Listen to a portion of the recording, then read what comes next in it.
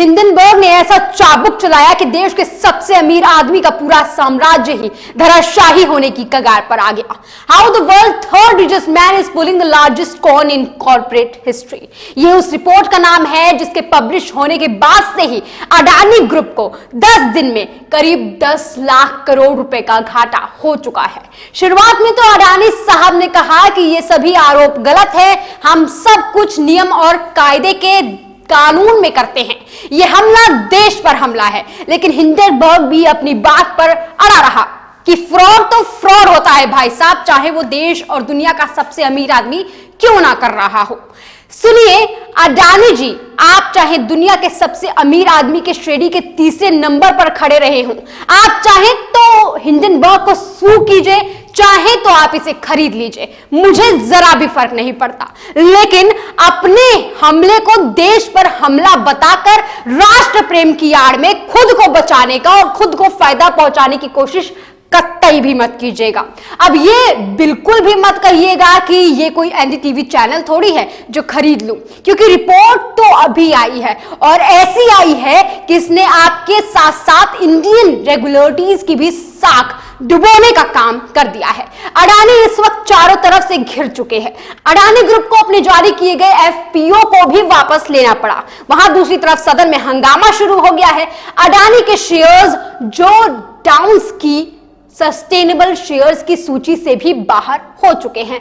दुनिया के सबसे अमीर आदमी की श्रेणी में तीसरे नंबर से ये डायरेक्ट 21वें नंबर पर पहुंच चुके हैं। क्रेडिट सूज ने अडानी के बॉन्ड के बदले में लोन देने से भी साफ इनकार कर दिया है। हिंडनबर्ग नाम का एक ऐसा तूफान आया कि गौतम अडानी का पूरा साम्राज्य हिलने लगा। भारत से लेकर पूरी दुनिया में इस वक्त सिर्फ और सिर्फ अडानी की ही चर्चा हो रही है।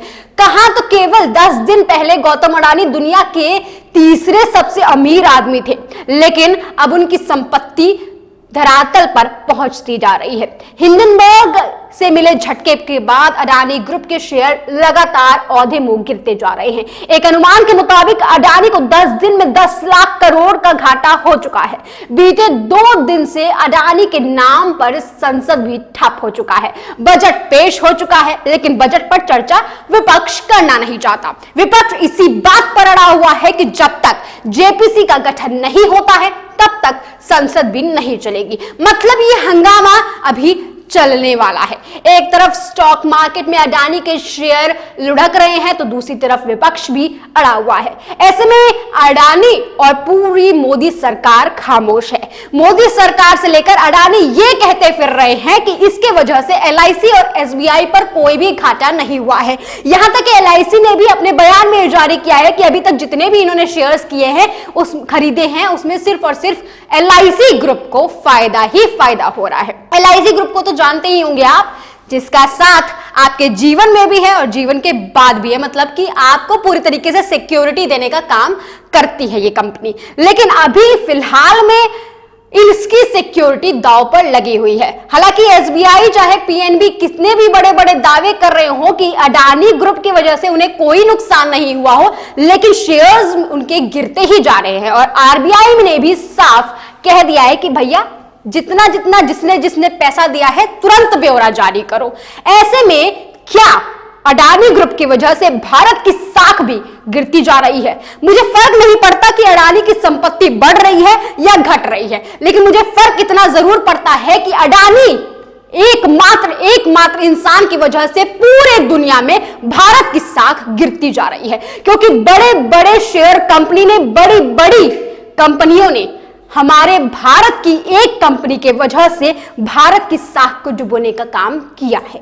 ऐसे में अडानी की वजह से जो कुछ भी आरोप भारत और उनकी रेगुलेटरीज पे लग रहे हैं, अभी फिलहाल तत्काल में मोदी सरकार और उनकी फाइनेंस मिनिस्टर को सामने आना चाहिए और साफ कर देना चाहिए कि क्या भारत की जो भी रेगुलेटरीज हैं, जो भी एजेंसीज हैं, वो इतनी ज्यादा कमजोर है कि उनकी बात सुनने तक को तैयार नहीं है पूरा दुनिया।